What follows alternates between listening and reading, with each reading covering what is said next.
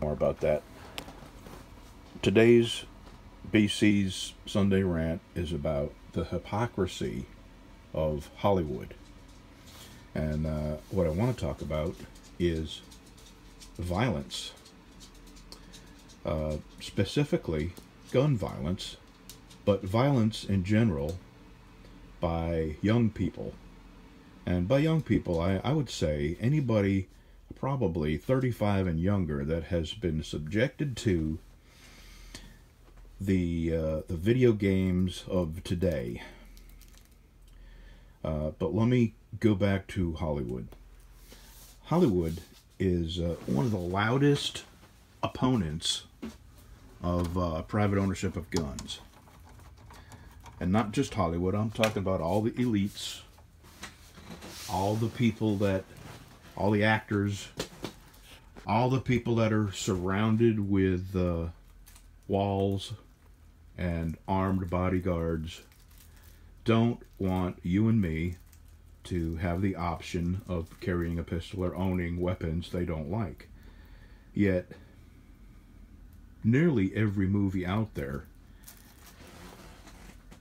is riddled with violence and guns and wanton murder, death, and destruction, blood and guts. And it is carefully packaged and purposely sold. And the message in every movie is that violence settles problems. Violence solves problems. And that if you want something and you can't get it by any other means, murdering massive amounts of people helps you attain the goal. So Hollywood is nothing but a bunch of hypocrites. They package and sell us violence with guns, and then out the other side of their mouth they talk about wanting to stem the tide of violence, and to do that they want to eliminate private ownership of guns.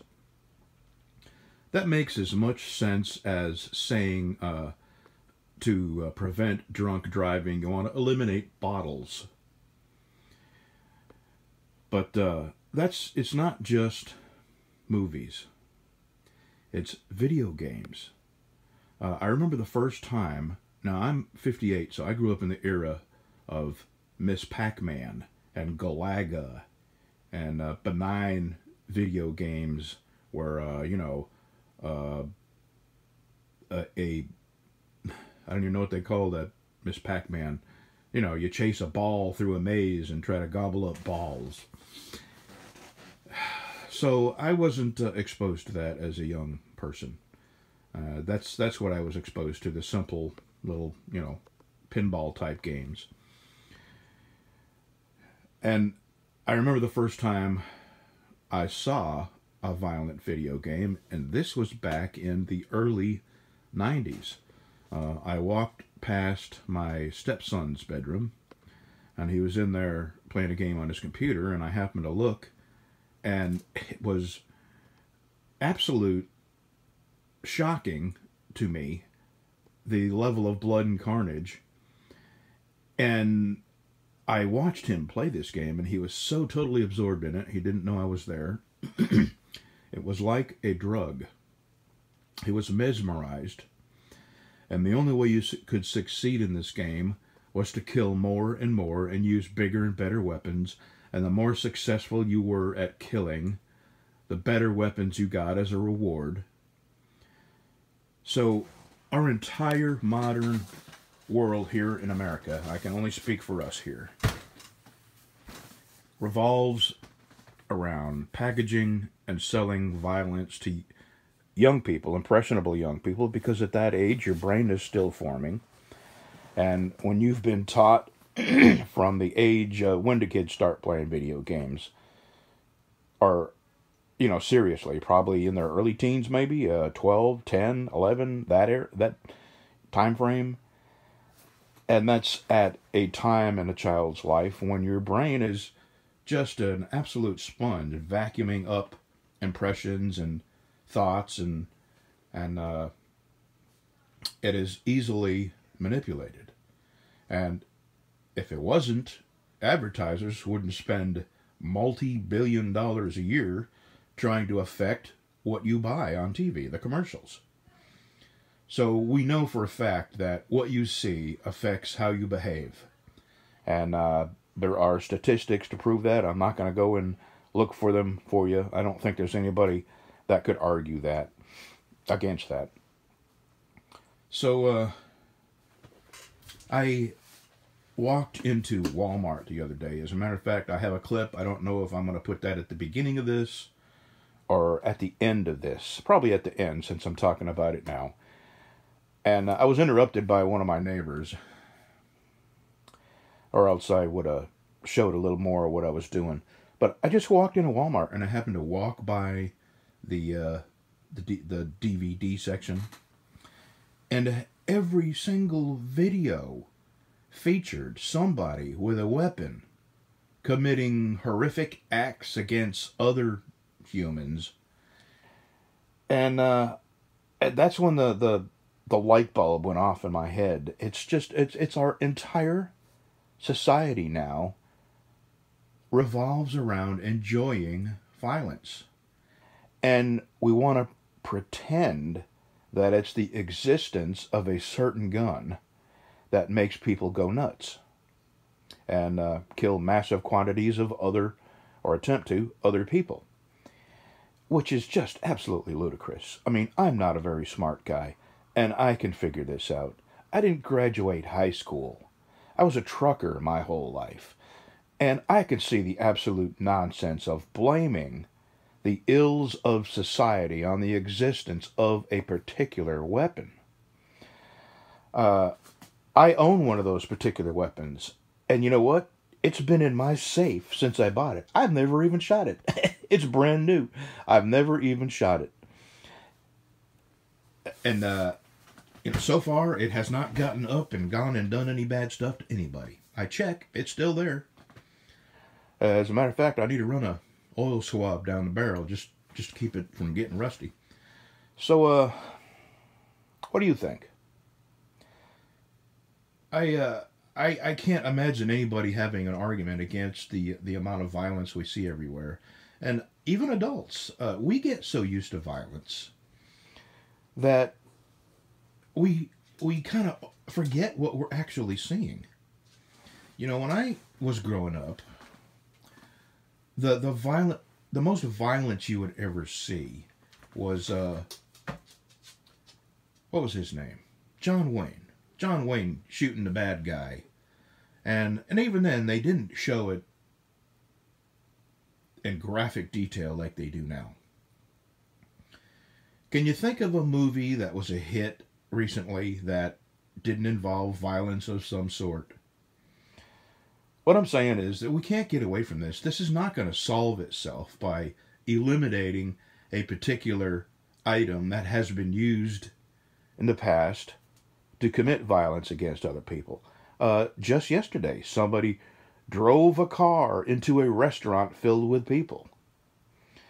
You can't eliminate cars to eliminate violence, and you can't eliminate guns to eliminate violence. What we have to do is serious, and this is not going to happen. It won't happen ever. So this violence that we're seeing is something that it's hard to say, and it's going to be even harder to wrap your head around. But it's something that you just have to get used to. It's not going to end. As long as violence is the answer in every movie, I haven't even talked about music yet. As long as violence is how you succeed in every video game. And then let's move on to rap music. Now, I don't listen to much rock and roll anymore because, to tell you the truth, auto-tune makes me want to vomit.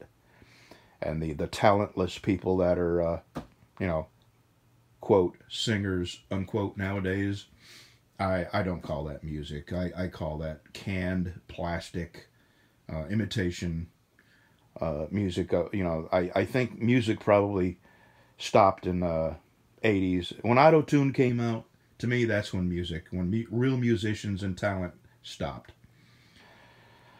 As a matter of fact, I have heard where auto-tune accidentally turned off on some of the people singing. if you haven't, you should Google that, man.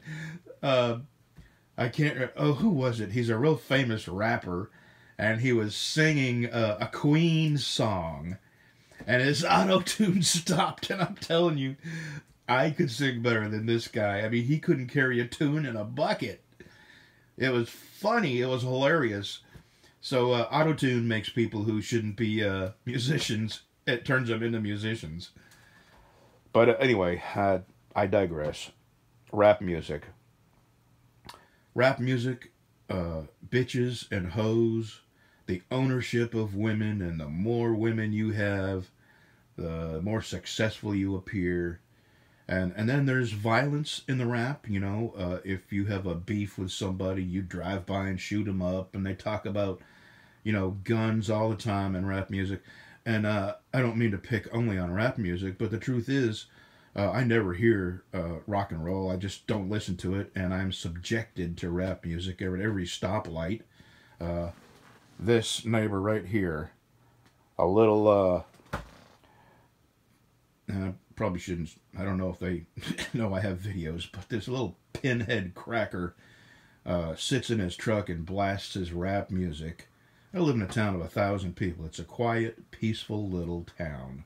And I gotta hear some cracker sitting in his pickup truck with 3 12-inch subwoofers blasting rap music while his parents are gone. Kid, I say kid, this grown-ass man in his 20s who does not work. And when his parents leave, he goes and sits out in his truck and blasts the rap music. So I hear the lyrics in my house. I mean, I could be sitting here with my computer on listening to a video, and suddenly I know when his parents have left and when he's woke up, usually about 9:30 or 10. So I hear plenty of rap music against my will. So there's just, you know, horrific amounts of violence everywhere we turn. Every channel you watch, every movie you rent, every song you listen to revolves around violence or committing violence to get what you want, or bragging about the violence you've committed. And we sell it to children at their most impressionable age, and we wonder why we have violent children. I can't think of anything more to talk about, but banning a particular weapon is no way. And again, I'm not the sharpest knife in the drawer, but I can figure this out. No way is it going to even have an effect on the amount of violence people commit against each other in real life. Let's see here. 85% or more of video games contain some form of violence. Let's see, there's something else here. There was a study done, and 400 students in this study revealed a significant link between being exposed to violent media and their own aggressive behavior, aggressive thoughts, and angry feelings. And this is on CNN. I mean, you know, these people could, if they could twist it any other way, they would. This is just one. Just Google violence in movies or violence in music. I'm not the only one that thinks this. So, that's pretty much it. I'm disgusted with the world we live in today. And the fact is, it's not going to get better. As long as there's profit to be made in selling violence to people, it will never, ever change. And the hypocrites that sell us that violence want to whitewash it. They want to appease the general public by pushing for the elimination of inanimate objects that don't commit violence. And it's not going to make a dent in it. And the people they're trying to get to believe that are the simple-minded sheep. And none of you are those. Have a good day, y'all. Thanks for watching.